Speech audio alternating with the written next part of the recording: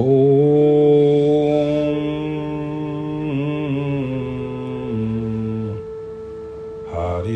ओम।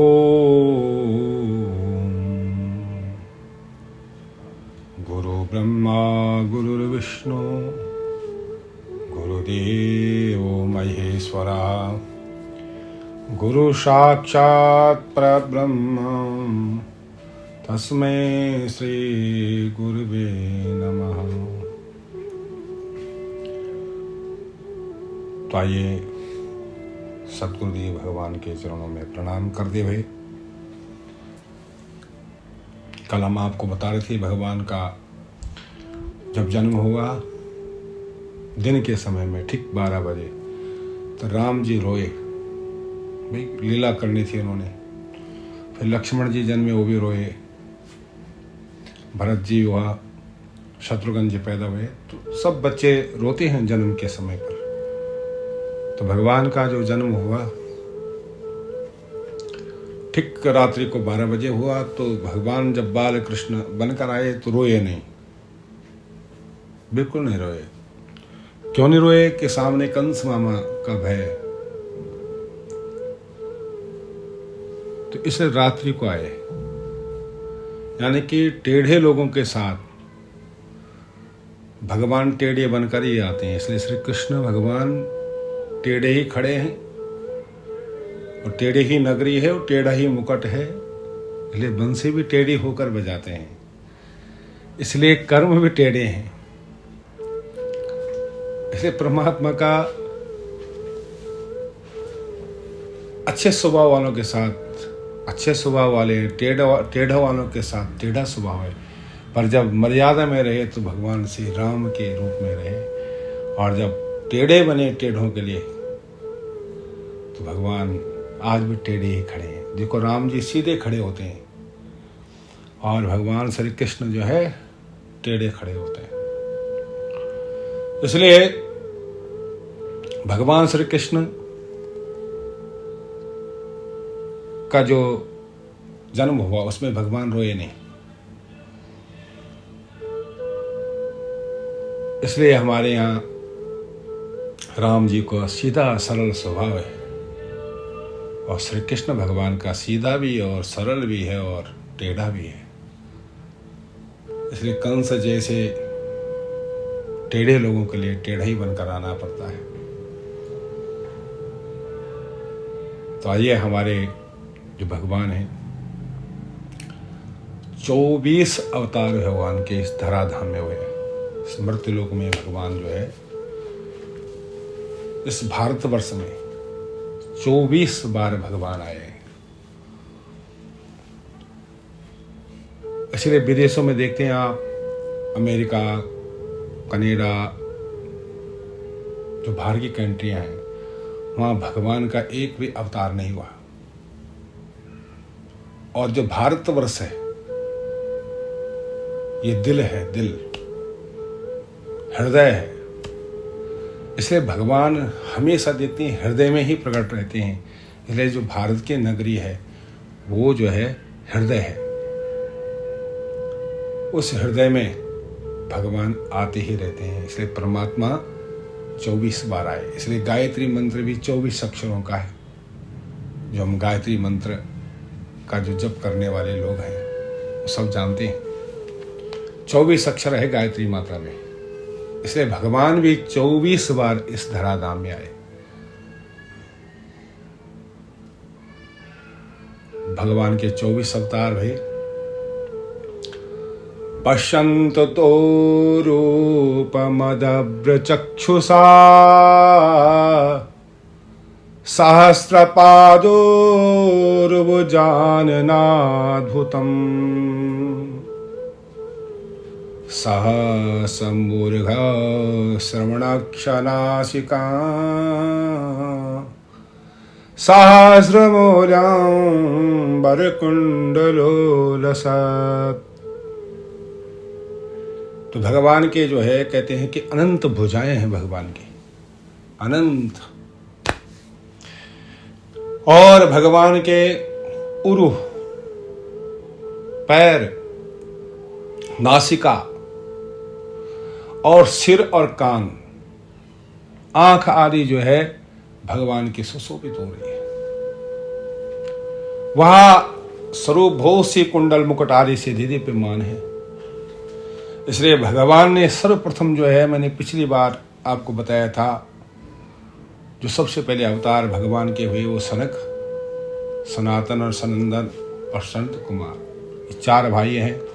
हमेशा भगवान के नाम से ये 5 वर्ष के ही रहते हैं। 5वें वर्ष ऐसे लगते हैं जैसे 5 वर्ष का बालक है। इतनी पावर है भगवान के नाम में कि उन्हें ना जवानी आई ना बुढ़ापा आया, हमेशा 5 वर्ष का बालक बड़ा सुंदर लगता है। इसलिए जो है सबसे पहले भगवान ने, जब ब्रह्मा जी ने सृष्टि की तो ये 4 हुए। फिर भगवान का पहले अवतार यही है, और फिर दूसरा अवतार भगवान का है बराह के रूप में हुआ। बराह का मतलब जो ये संसार है, बराह बोलते हैं सुअर को। सुअर के रूप में भगवान ने अवतार लिया। क्यों? क्योंकि धरती जो है, हिरण्याक्ष और हिरण्यकाश हुए, 2 भाई हुए। तो हिरण्याक्ष बोलते हैं। हिरण्य मतलब पैसा, सोना, जिसके आंखों में हर समय पैसा ही पैसा है, नोट ही नोट है, सोना ही सोना है, जिसको हर समय सारी धरती कहते हैं कि सब मर जाए और मेरे नाम पे सारी रजिस्ट्री हो जाए। ऐसा वो हिरण्याक्ष इस धरती को कहाँ लेकर गया? पाताल लोक से नीचे ले गया, रसातल में। तो उसके लिए भगवान ने कौन सा रूप धारण किया? वराह रूप धारण किया। इसलिए भगवान ने अपने उस वराह रूप का जो आगे का जो होता है, मुंह होता है, उसमें पृथ्वी को रखा, फिर इस धरातल को जो है उसकी उसकी गई हुई पृथ्वी को इस धरा पर भगवान ने स्थापित किया। इसलिए भगवान को ये रूप भी रखना पड़ रहा। पर ये रूप उनके लिए रखते हैं जो अतिशय लोभी होते हैं। हाँ, आज भी ऐसे लोभी हैं जो सोचते हैं कि सब मर जाए और ये मकान मेरा हो जाए। ऐसे लोभी व्यक्ति लेके भगवान जो है वराह रूप धारण करते हैं। फिर भगवान का जो है तीसरा अवतार भगवान का हुआ देवर्षि नारद जी के रूप में। आज भी आप देखते हैं सत्यनारायण भगवान की कथा में देवर्षि नारद जी का वर्णन, रामचरितमानस में नारद जी का वर्णन, कोई भी पुराण खोलिए उसमें नारद जी का ही बारे में बताया गया है। नारद भगवान के मन है, इसलिए देवर्षि नारद जी का रूप में जो है प्रादुर्भाव हुआ। और फिर भगवान का चौथा अवतार हुआ भगवान का नर और नारायण के रूप में। और 5वां अवतार हुआ भगवान का कपिल अवतार में। देवती के मां के गर्भ से कपिल अवतार हुआ। और उसके बाद जो है 6ठा अवतार जो है दत्तात्रेय के रूप में हुआ। और उसके बाद भगवान का 7वां अवतार हुआ यज्ञ भगवान के रूप में। आज भी आप देखते हैं श्रीमद् महाभागवत ज्ञान यज्ञ, श्री शिव पुराण महायज्ञ, श्री देवी भागवत महापुराण यज्ञ। तो ये जो यज्ञ होते हैं बड़े बड़े, ये भी भगवान का ही अवतार है। इसलिए जहाँ भी कथा होती है श्रीमद् महाभागवत की और जहाँ पर बड़े बड़े यज्ञ होते हैं, वहाँ पर भी उस समय भगवान जो है यज्ञ अवतार में आज भी भगवान प्रकट होते हैं। इसलिए जो है यज्ञ अवतार हुआ। फिर उसके बाद जो है 8वां अवतार जो है ऋषभ देव के रूप में हुआ। और भगवान ने 9वां अवतार भगवान पृथु के रूप में लिया, जो पृथु महाराज हुए। और उसके बाद भगवान ने 10वां अवतार लिया मछली के रूप में। आप देखते हैं मत्स्य रूप में भगवान ने अवतार लिया। उसके बाद भगवान ने जो है 12वां अवतार जो है धनवंती रूप में लिया। और भगवान ने 13वें अवतार जो है मोहिनी के रूप में लिया। और उसमें भगवान ने देवताओं को अमृतपान करवाया। और भगवान ने 14वां अवतार नरसिंह रूप में धारण किया। नरसिंह मतलब आधा नर और आधा सिंह, शरीर पूरा मनुष्य जैसा, पर लेकिन उस शरीर में जो सिर था वो नरसिंह का, इसलिए आधा सिर आधा मानव के रूप में भगवान ने नरसिंह रूप धारण किया। जब कोई किसी भक्त को परेशान करता है तो भगवान नरसिंह भगवान जो है प्रकट होते हैं, इसलिए किसी का हृदय ना दुखे। भगवान ने फिर 15वां अवतार वामन के रूप में धारण किया। राजा बलि को, बड़े दानी थे, भगवान ने 3 पग पृथ्वी मांगी। भगवान ने तीन पग, प्रथम पग से पूरा संपूर्ण स्वर्ग इत्यादि लोग को नाप दिया, दूसरे लोग से धरती पाताल, और तीसरा चरण कहा महाराज कहाँ रखो, तो बलि महाराज ने कहा मेरे सिर के ऊपर रखिए। इस प्रकार से जो है ये भगवान ने बौना बनकर अवतार धारण लिया। फिर भगवान ने 16वां अवतार परशुराम जी का धारण किया। उसमें भगवान ने क्षत्रियों का संहार किया, जो दुष्ट क्षत्रिय थे। तो भगवान शिव से उन्हें परशु प्राप्त हुआ, इसलिए आज में उन्हें परशुराम कहते हैं। इसलिए 7वां भगवान का अवतार हुआ व्यास जी। व्यास जी ने 17 पुराण लिखे, मन संतुष्ट रहा, और 18वां पुराण जो है क्या किया, लिखा। और उसके बाद जब 18 पुराण लिख दिए वेद व्यास जी ने, तब जाकर मन जो है संतुष्ट हुआ कि मैंने जीवन में कुछ किया। और फिर भगवान ने 18वां अवतार श्री राम जी के रूप में दिया। बोलिए सियावर रामचंद्र भगवान की जय। तो इसे राम जी का अवतार हुआ। उसके बाद भगवान ने श्री कृष्ण जी के रूप में जन्म लिया। ये 20वां अवतार है। और 19वां अवतार जो है बलराम जी का, और 20वां अवतार श्री कृष्ण जी का। और भगवान ने 21वां बार जो है श्री हरि के रूप में जो है अवतार हुए।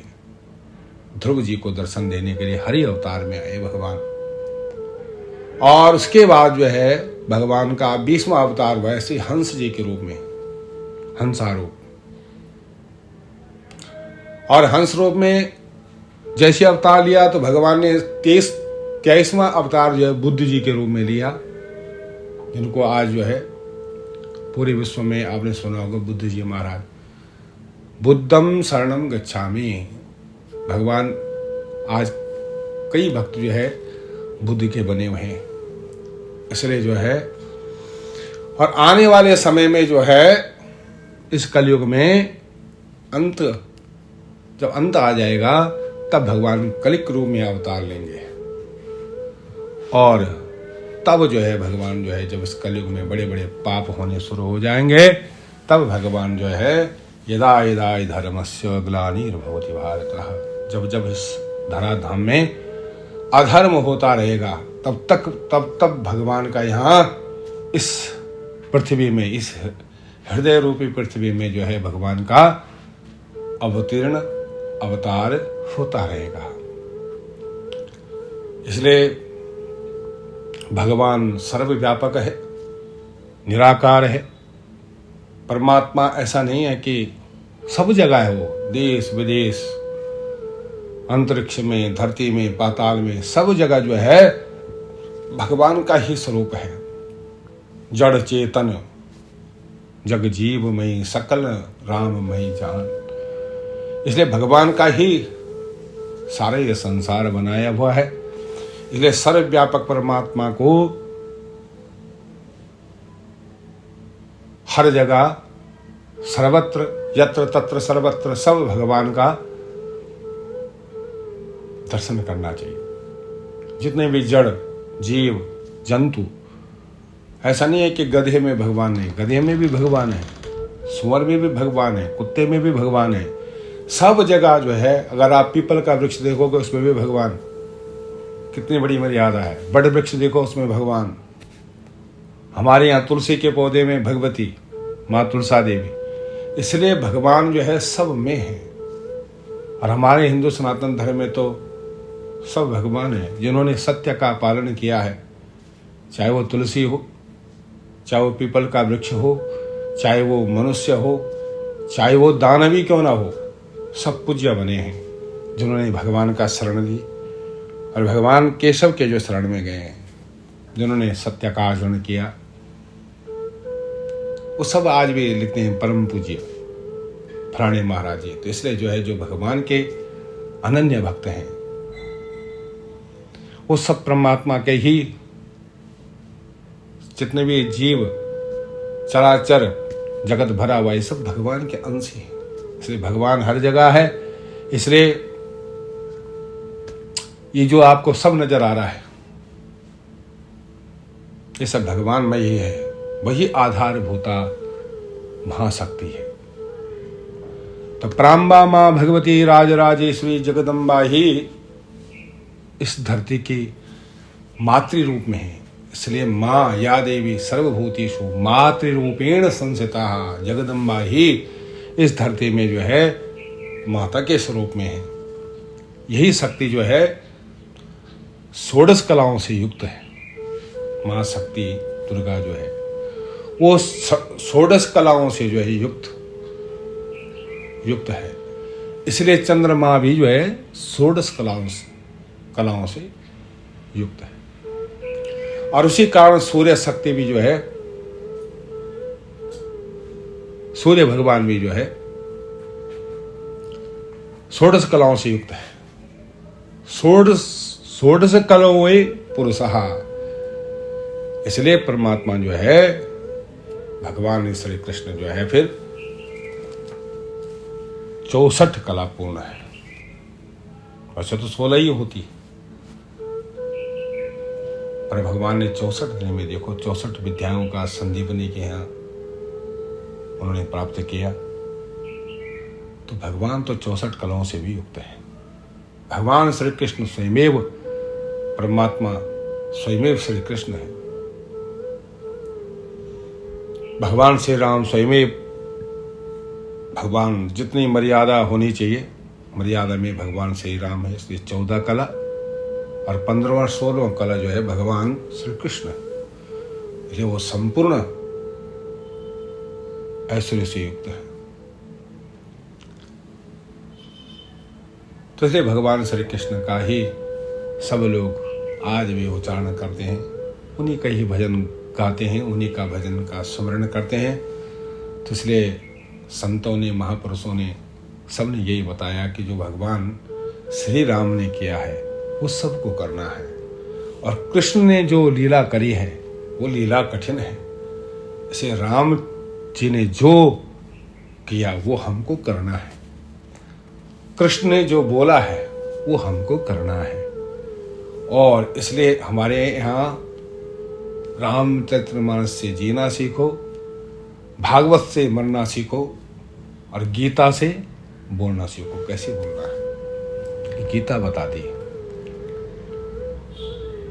मरना कैसे है वो गरुड़ पुराण भी बताता है कैसे मरना है। इसलिए हमेशा भगवान का चिंतन, भगवान का मनन और भगवान का ध्यान व्यक्ति को हमेशा करते रहना चाहिए।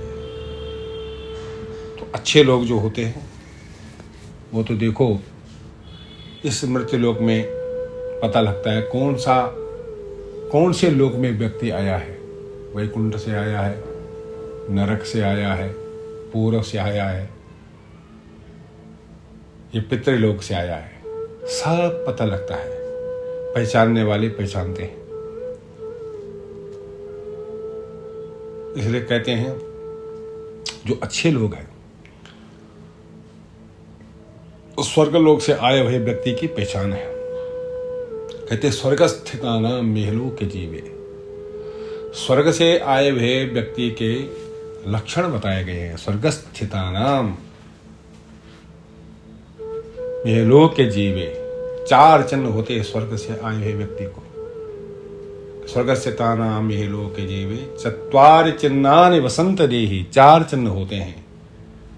कौन कौन से? दानो प्रसंगो। वो जो आया हुआ व्यक्ति स्वर्ग से वो दान करेगा, ये लक्षण है। बहुत सारा दान करेगा। ये दान ऊपर से पता लगता है स्वर्ग से आया हुआ व्यक्ति है जो दान करने की जिनकी भावना होती है। दानो प्रसंगो, अच्छी अच्छी बातें बोलना, ये और मीठी बात करना, दान करना, मीठी बात करना, ये स्वर्ग से आए हुए व्यक्ति के लक्षण। दानो प्रसंगो मधुराच वाणी, इतनी अच्छी मधुर वाणी बोलता है महाराज, आदमी तृप्त हो जाता है। बहुत सुंदर वाणी, मधुराच वाणी। और देवार्चनम, वो देवताओं के पूजन करने वाला होगा, देवताओं के अर्चन करने वाला होगा। देवार्चनम ब्राह्मण तर्पणंचा, ब्राह्मणों को पूजने वाला होगा, पितरों को पूजन करने वाला होगा। इसलिए ये 4 लक्षण हैं स्वर्ग से आए हुए व्यक्ति के, यहीं पता लगता है। तो इसलिए देवार्चनम ब्राह्मण तर्पणंचा, अपने पितरों का तर्पण, ब्राह्मणों का भोजन करवाना, इस स्वर्ग से आए हुए व्यक्ति के लक्षण होते हैं। और इसका जो उल्टा है वो नरक से आए हुए व्यक्ति के लक्षण होते हैं। येषां न विद्या न तपो निधानम, ज्ञानम न शीलम न गुणो न धर्म, ते मृत्युलोके भविभुहार भूतम मनुष्य रूपेण मृगाचरन्ति। कहते कि येषां न विद्या, जिसके पास कोई विद्या नहीं, येषां न विद्या न तपो न दानम, न वो तप करता है, न दान करता है, न अच्छा शील स्वभाव का है, न उसमें अच्छे गुण हैं।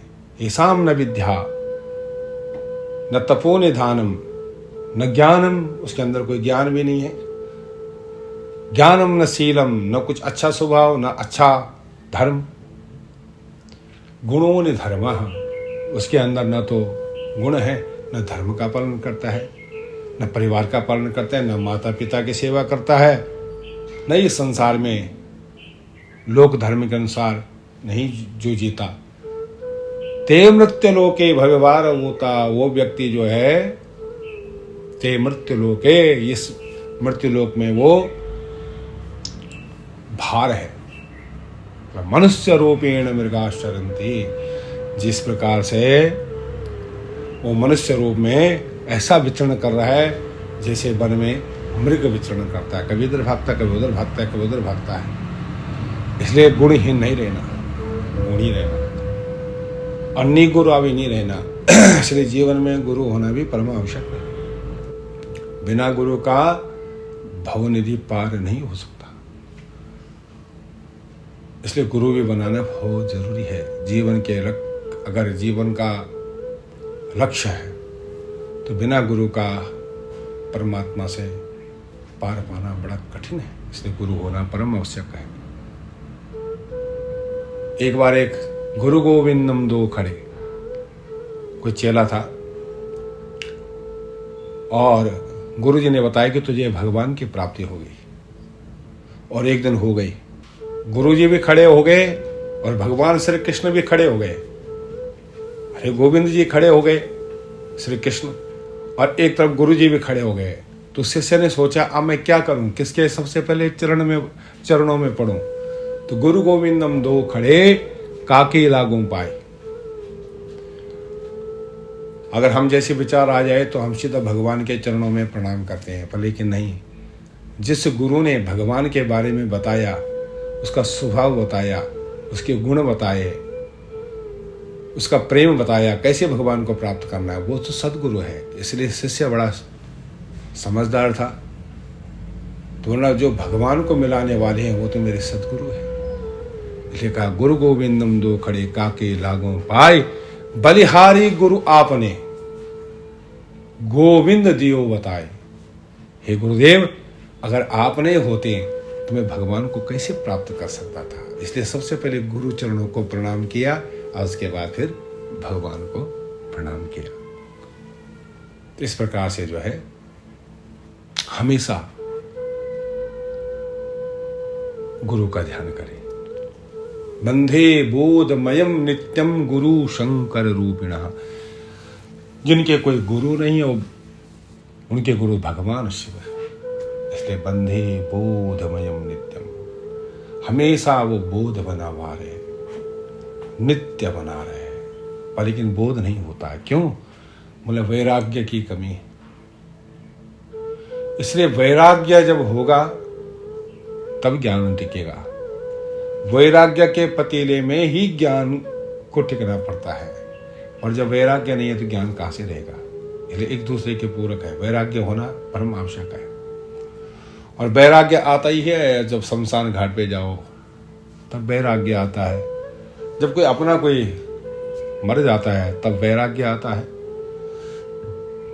इसलिए जो है क्षणिक वैराग्य है, लेकिन कहते हैं कि बंधे बोधमयम नित्यम, ये बोध अगर हमेशा बना रहे कि संसार नाशवान है, कुछ नहीं है, तो ये वैराग्य है। तो उसमें उस वैराग्य के पतीले में ज्ञान को टिकना ही पड़ेगा। और जब वैराग्य परिपक्व हो जाता है, ज्ञान उसे प्राप्त हो जाता है, तो भक्ति महारानी उस हृदय में विराजमान हो जाती है, वो तरुण हो जाती है। इसलिए ज्ञान वैराग्य भी तरुण हो जाते हैं। और इन तीनों का तरुण होना भगवान की प्राप्ति का, भगवान को प्राप्त करने के लिए इन तीनों चीजों की आवश्यकता है। इसलिए भगवान है पिता, भक्ति है माता, और ज्ञान वैराग्य है उसके पुत्र। जो इनसे जुड़ेगा वो भगवान से जुड़ जाएगा। सीधी सादी बात यह है। इसलिए जो है भगवान की भक्ति और भगवान का ज्ञान और भगवान का वैराग्य बना हुआ रहे, तो व्यक्ति को सुनिश्चित है कि इस कली काल में भी भगवान की प्राप्ति हो जाती है। बोले श्री राधा रमण भगवान की जय।